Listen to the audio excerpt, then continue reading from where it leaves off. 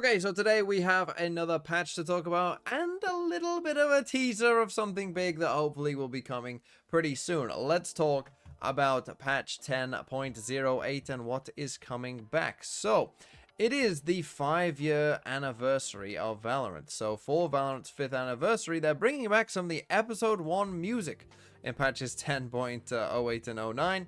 I'm sure if you were here in episode 1, maybe it will be a nostalgic hit for you. But let's get on to the first thing, which actually isn't an agent change or anything like that, but it is a pretty significant change, which is gifting is now available. So with patch 10.08, gifting is officially live. So starting with the first bundle of the act, players can now send select featured store bundles and items directly to friends. So how to gift.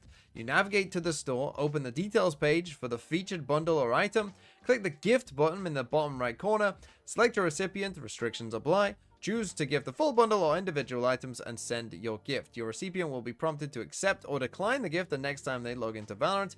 Gifting is currently limited to the featured store items with expanded support planned for future updates.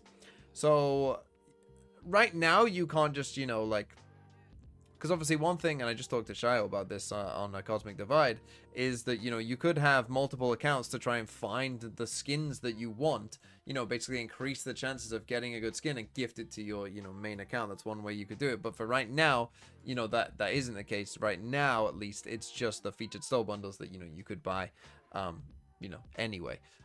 So we'll see.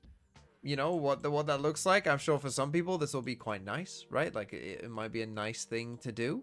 For other people, maybe their DMs will get flooded with, can you gift me this skin? Hopefully I'm not one of them. We'll get to the agent update. So the first one is a brim change. It's not really a big change. It's basically just, the incendiary brim Molotov audio has been updated to be easier to hear, especially when placed underneath smokes. Not really a change that matters that much in the grand scheme of things or anything, right? But okay, cool. Astra.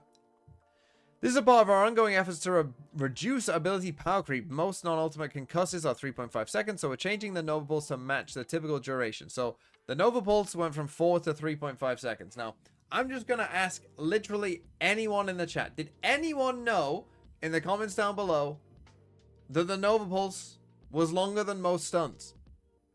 Did anyone know that? I highly doubt that really anyone did, unless you're just on the Valorant wiki all the time looking at every single ability.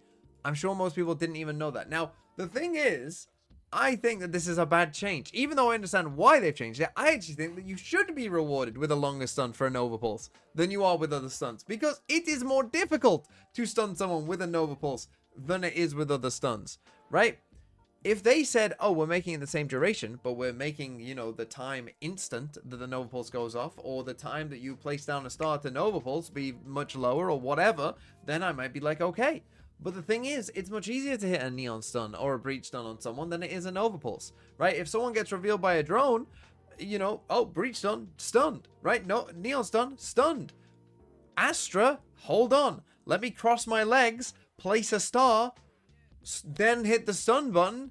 Oh no, they're already halfway across the map before I've done that, right? I think you should be rewarded for Astra's Nova Pulse. Personally, a bit more, but sure, whatever, cool. You do you, Riot. Whatever. Anyway, moving on to Yoru. This one is the kind of most important nerf here. Yoru's Dimensional Drift is a powerful ultimate that requires a lot of opponent attention. So we're standardizing its duration to similar ultimates and raising its point cost. So it is now only 10 seconds instead of 12, and it now costs 8 instead of 7. And this is just a good change, right? There's really no reason why this wouldn't be a good change. I've been saying it on my stream for a while now. The Yoru ult should be an 8 cost. Everyone agreed with that. It was pretty obvious that the Yoru ult is a very strong ability at the highest levels, having very good to perfect information, especially in a meta where you've got like Teo Breach a lot of the time, right? And so you can stun someone, you can salvo them, you know perfectly where they are. That's tough, right? So making it an 8 cost ult, I think absolutely is the correct choice here. Because yeah, it was just a very strong ult, and I think that makes sense. And reducing the time as well is also fine. I don't think the 2 seconds will make... I mean, you'll feel the difference, right? You will definitely feel that, but it won't be... It doesn't kill the ability, right? Like, it's still very, very strong as an ability. You just might not be able to do some of the kind of, like, G2 ults where, Jogamo's been sent down one way, and then he TPs all the way back, and then runs down all the other way, and then, you know, those ults might be a bit worse, I guess, but most teams, you know, weren't really doing that, and you probably almost certainly weren't doing that in your ranked games, so I don't think it'll be the biggest nerf in the world, but I think that it's a good change overall. And I'm glad that they did this, right? Like, Yoru is strong, right? I think everyone would agree with that Yoru is a strong, maybe even a very strong agent who does need nerfs, right? But the thing that I appreciate about Yoru isn't easy to play, right? Not every team is good at playing Yoru. Not every player who plays Yoru is good at Yoru. And so there is a skill difference there, right? This isn't a Teo situation where anyone can press buttons on an iPad.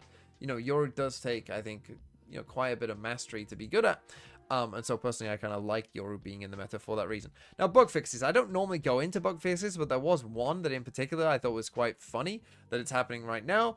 Because one for Vice fixed an issue where Vice's steel guarding warning indicator did not properly match the debuff area. You might be aware of a certain round that 100 Thieves played against G2, where this exact thing happened to EU, I think it was EU, and he didn't get the indicator, and then his gun was suddenly gone. Quite terrible timing for this bug fix to come about. If you're a 100 Thieves fan, I'm sure Nadeshot will be on the phone about this one. But hey, at least it's fixed. And then finally, I just wanted to play you a quick clip from this video from Riot, which is celebrating their 5-year anniversary. Most of what they say, you know, is general kind of, you know, Riot speak and thanking the fans, you know, for the 5-year anniversary. But there was one point that you do need to hear. The next several weeks, you'll learn more about how and when we'll address the things I mentioned, get an update on replays, and a bunch of other stuff. I mean, we are really hoping to get a version of replays out to you around Champs time. Okay. That is pretty big news, right? Like that. Hello, replay system around Champs time. Now, here's the thing with these companies, right? And that wasn't a promise. That is not like it will be, you know, it was quite loose. It was quite, we're hoping to get it out by Champs time. But if you're Riot, there is no way you would say that if you were not pretty confident that it'll be ready by then, right? Otherwise, why would you say it, right? You could just leave it. I mean, everyone's been waiting for a replay system forever anyway. So the fact that, you know, the head of Valorant is saying like, hey guys, yeah, probably around like Champs time or something. I don't know, maybe. Like, hopefully that will be the case. And a replay system, you know, it's become almost such a big thing now that, like, you know, it's almost become like a fabled myth, right? Of like, oh, if this game had a replay system, you know, I don't know, world peace would be achieved, right?